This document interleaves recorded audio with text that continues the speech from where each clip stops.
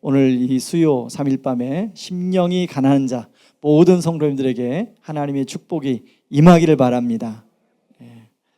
이제 오늘부터 산상수훈을 가지고 팔복에 대해서 말씀을 나누려고 하는데 정말 하나님께서 이 8번의 말씀을 통해서 우리에게 진짜 주님이 주시기를 원하시는 복이 무엇인지를 발견하고 그 복을 다 누리는 은혜가 충만하기를 바랍니다.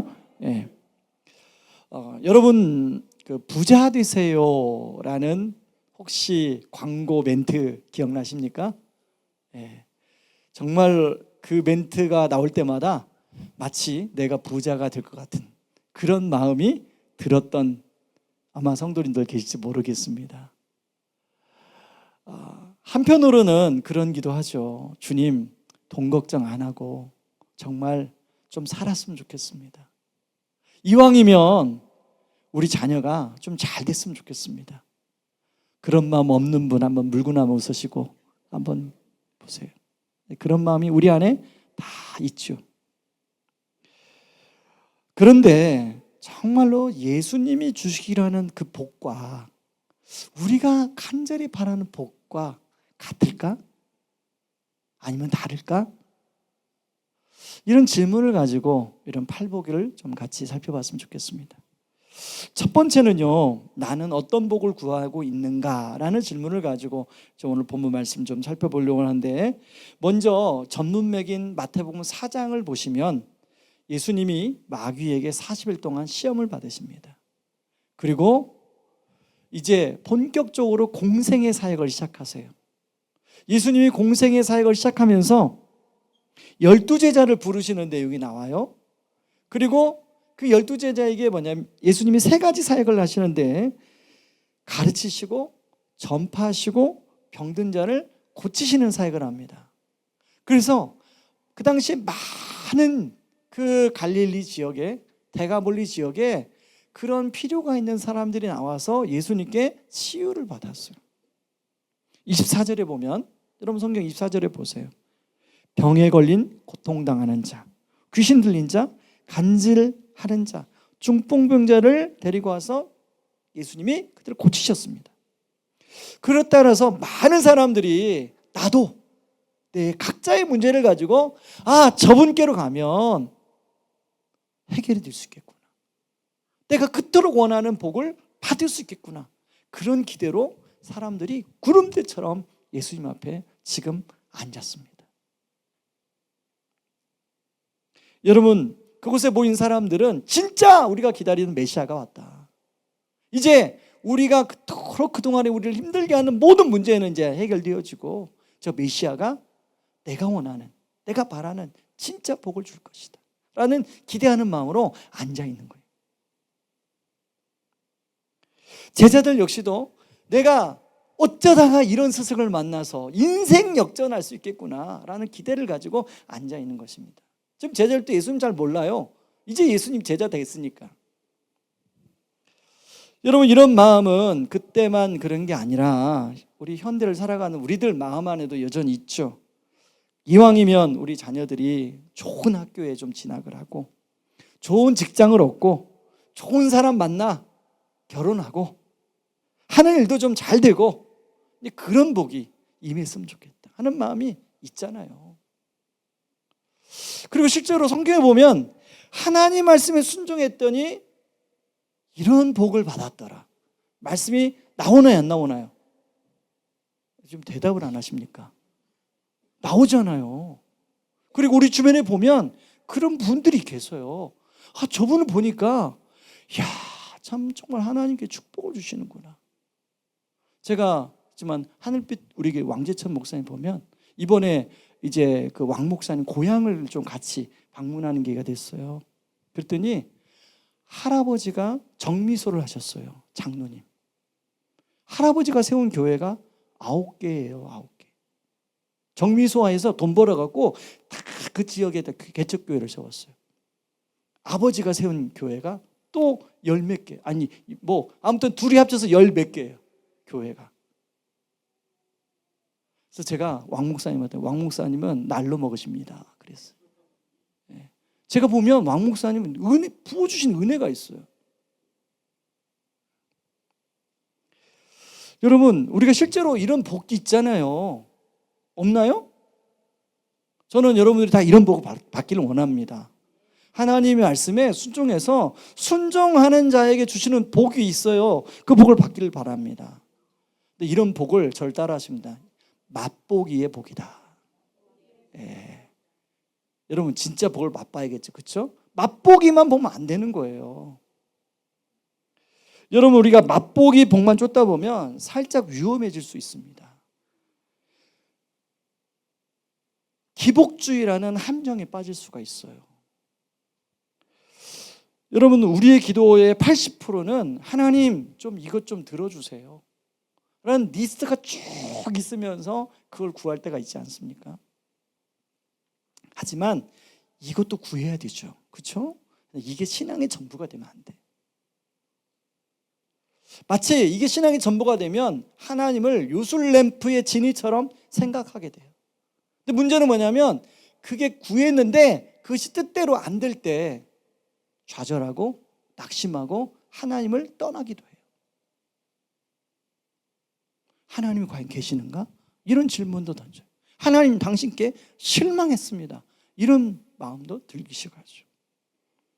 여러분, 오늘 밤 나의 기도의 제목들을 한번 조용히 한번 돌아봤으면 좋겠습니다. 나는 맛보기 복만 구하고 있는가? 아니면 진짜 실체의 복을 구하고 있는가? 두 번째로는 그렇다면 진정한 실체의 복은 무엇인가 하는 것입니다. 여러분, 지금 거기에 모인 사람들은 예수님 임에서 어떤 얘기가 나올까 지금 잔뜩 기대하고 기다리고 이제 귀를 기울이고 있는 상황이에요. 네, 예수님은 거기에 모인 모든 사람의 기대를 산산조각 내는 말씀을 하세요. 바로 3절에 나오는 말씀이죠. 같이 한번 읽어볼까요? 심령이 가난한 자는 복이 있나니. 성도님들, 이 말씀이 여러분에게는 어떻게 들리십니까? 여러분, 한 주간 그래도 한 3일 동안 세상 속에 살다가 나름대로 심신이 지쳐서 그래도 이제 이 수요일 날 좀 와서 내 기도가 좀 응답받고 그러고 싶어서 왔는데 심령이 가난한 자가 복이 있나니. 좀 바람 새는 소리 아닌가요? 주님, 좀 더 큰 복을 주셔야죠. 내가 지금 이런 문제가 있다니까요. 주님, 이것에 대해서 좀 답을 좀 주셔야 되잖아요. 막 그런 마음으로 앉아 계신 분 계실지 모르겠어요. 그런데요, 주님이 그걸 모르셨을까요? 여러분들 마음을 모르실까요? 우리의 사정을 모르실까요? 근데 주님이 왜 이렇게 말씀하셨을까?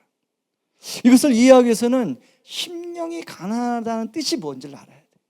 여러분, 여기 가난이라는 단어는 헬라어의 원어적 의미를 살펴보면 이 가난이라는 두 가지가 의미가 있습니다. 우리가 생각하는 하나는 진짜 가난한, 우리가 생각하는 일반은 가난한 거. 근데 여기서 나오는 가난은 이 푸토코스라는 단순히 재물이 부족한 상태가 아니라 우리 스스로 힘으로는 아무것도 할 수 없는 상태, 타인의 전적인 자비에 의존해야만 되는 거지 같은 상태를 말합니다. 자신의 지혜, 경험, 능력, 의로움이 하나님 앞에서 완전히 파산이 된 상태, 오직 하나님의 긍휼을만 구하는 상태, 바로 다시 말해서 영적인 파산 상태를 말합니다. 이렇게 되면 내 힘으로는 할 수 없기에 하나님을 향하여 절대적으로 의존할 수밖에 없죠. 주일날 6시 정도 됐을 때 전화를 받고 김영석 장로님이 쓰러지셨다는 얘기를 들었어요. 그러고 그냥 옷을 어떻게 정신없이 있는 둥 마는 둥 하고 응급실로 달려갔죠. 근데 상황이 어떻게 된 상황인지 몰라요. 같이 테니스 치는 분들에게 이제 그분들과 같이 와서 지금 뭐 의식이 없는 상태, 호흡이 붙어 있는지 없는지 모르는 상태. 몇 시간을 기다리다가 이제 중환자실에 권사님하고 저하고 같이 들어갔어요. 몸을 만져보니까 몸이 차가워요. 머리끝부터 발끝까지 다 차가워요. 호흡이 없어요. 의식이 없어요. 정말 그때는 할 수 있는 게 아무것도 없더라고요. 주님밖에 부를 수밖에 없더라고요. 의사가 나와서 설명하는데 그런 거예요.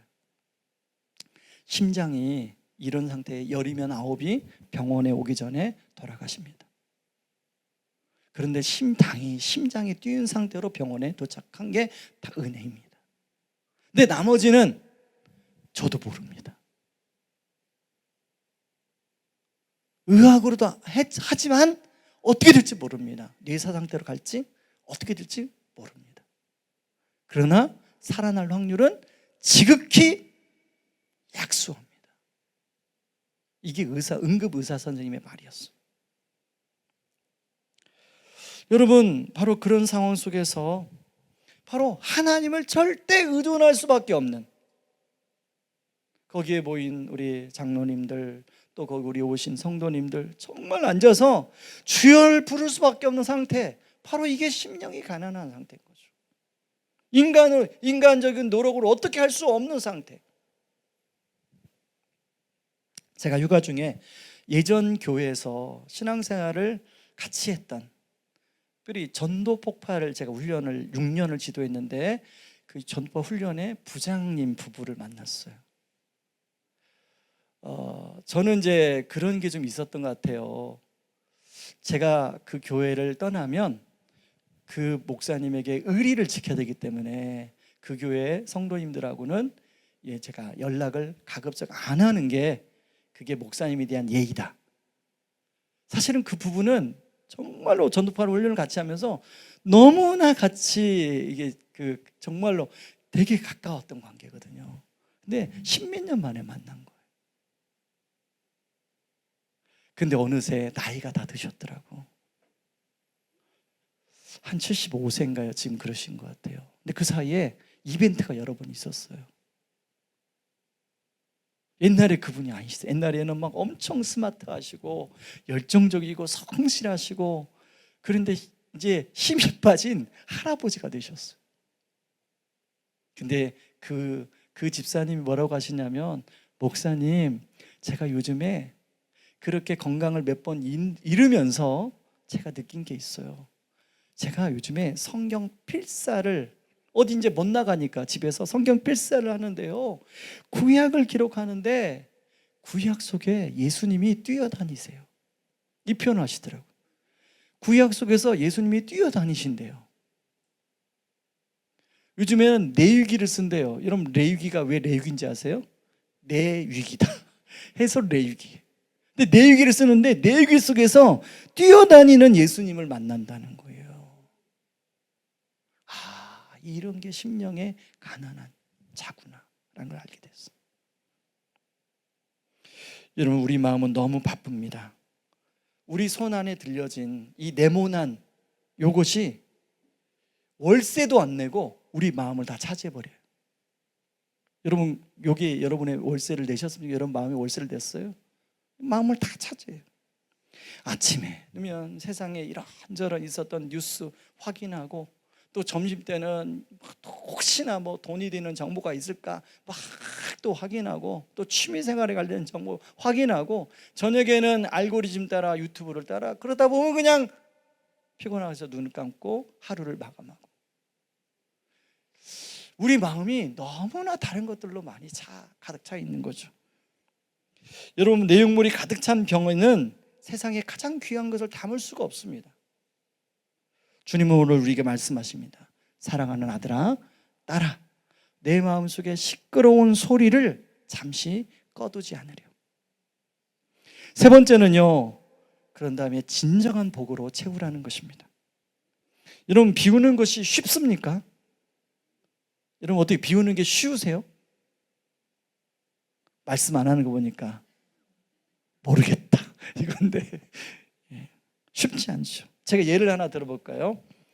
어떤 사람이 바닷가에 나가서 조개도 줍고 소라도 잡고, 그래서 이 망태기라고 하죠. 망태기 안에 가득 채웠어요.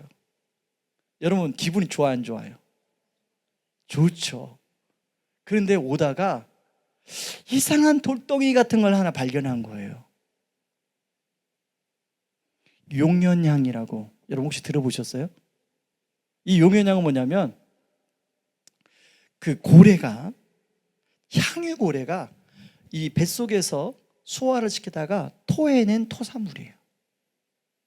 근데 이 용연왕이 겉으로 보면 돌처럼 생겼어요. 근데 이게 향료 중에서 최고급 향료예요. 그래서 용연왕 요만한 덩어리가 얼마의 거래가 되냐 찾아보니까 4억에서 7억 정도의 거래가 돼요. 자, 여러분이 주었다, 여러분이 봤다, 그러면 이제 망태기 안에 이 소라와 조개를 어떻게 하시겠습니까? 그렇죠. 버리고 용연양을 담아가지고 오는 거죠. 그러겠죠, 그죠? 여러분, 그런데요, 용연양보다 비교할 수조차도 없는 분이 바로 예수 그리스도예요. 온 우주를 만드시고 다스리시는 가장 부유한 분, 바로 진정한 복이신 그 자체. 그토록 부유하신 분이 우리를 위해서 가장 가난하게 되셨다는 것입니다. 왕이 아니라 목수의 아들로, 그리고 화려한 궁전이 아니라 마구간에서 태어나셨죠. 마지막에는 입고 있던 속옷마저도 빼앗김 당하고 하나님 아버지 듣기조차도 버림당하는 마지막을 마주하셨죠. 이렇게 하신 이유를 바울은 고린도 후서에서 이렇게 말씀하고 있습니다. 9절 말씀을 같이 한번 읽어볼까요? 자, 세번역 성경으로 인용해 왔는데 같이 읽습니다. 여러분은 우리 주 예수 그리스도의 은혜를 알고 있습니다.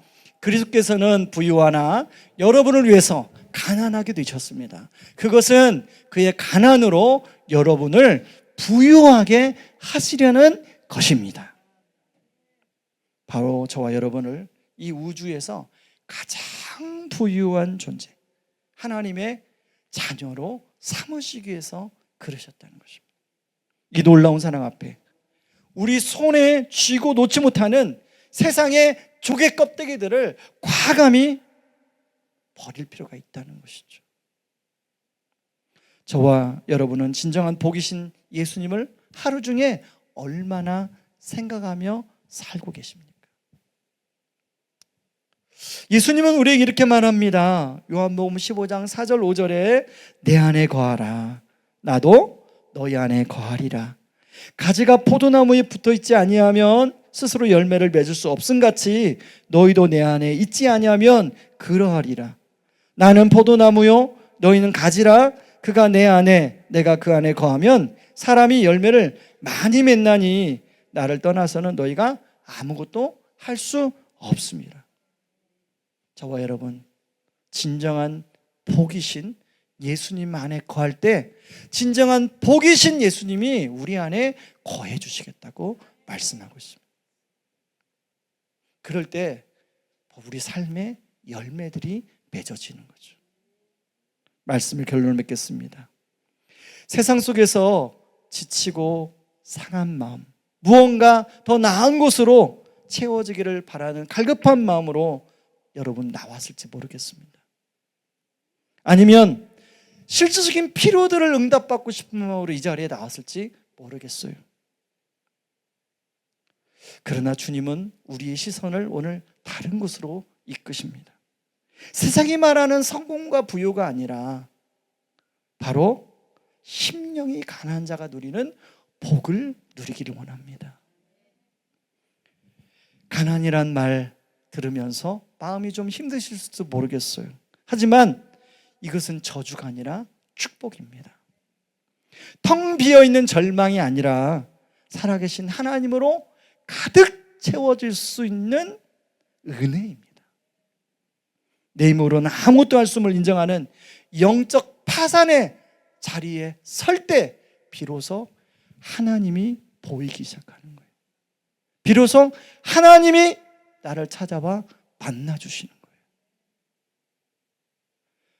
바로 거기에서 주님을 만나고 주님이 나와 호흡하고 주님이 일하심을 경험하는 거예요. 여러분, 주일날 그렇게 장로님을 뵙고 월요일 새벽에 와서 우리 성도님들과 또 여러 저에서 같이 기도하고, 월요일 날 점심 때 이제 권사님이 가셔서 한 명밖에 못 들어가잖아요. 중환자실은. 권사님이 가셨는데 발가락을 까딱까딱 하시더라는 거예요. 화요일 날 점심 때 들어가 보니까 눈을 뜨고 볼펜을 주니까, 여보, 내가 왜 여기 와 있어? 말을 못 하시니까 기도 삭관을 했기 때문에. 그렇게 해서 의사소통하고, 오늘은 전화기로 전화통화도 하시고, 그 응급실의 간호사 선생님이 이것은 기적입니다. 이제 심장 수술을 해야 돼서 심장 수술을 잘하는 의사 선생님이 있는 병원으로 이제 오늘 전원을 했습니다. 이제 언제 수술할지 모르지만 우리 성도님들이 수술이 잘 돼서 건강한 모습으로 다시금 뵐 수 있도록 그렇게 기도해 주시면 좋겠습니다. 여러분, 우리가 아무것도 할 수 없지만 우리는 바로 그분을 의지할 수 있습니다. 바로 그분을 의지할 때 바로 그 복이신 그 예수님 자체가 우리 안에 들어오셔서 그분이 우리 안에서 일하실 줄 믿습니다. 우리 김영석 장로님, 이 일이 그냥 단순히 장로님의 개인의 일이 아니라 저는 우리 교회를 향한, 그리고 바로 우리 학교를 향한 하나님의 일하심이 있다고 저는 생각합니다. 바로 우리 모든 성도님들이 이 심령이 가난한 자가 누리는 이 복을 다 누릴 수 있기를 주님의 이름으로 축원합니다.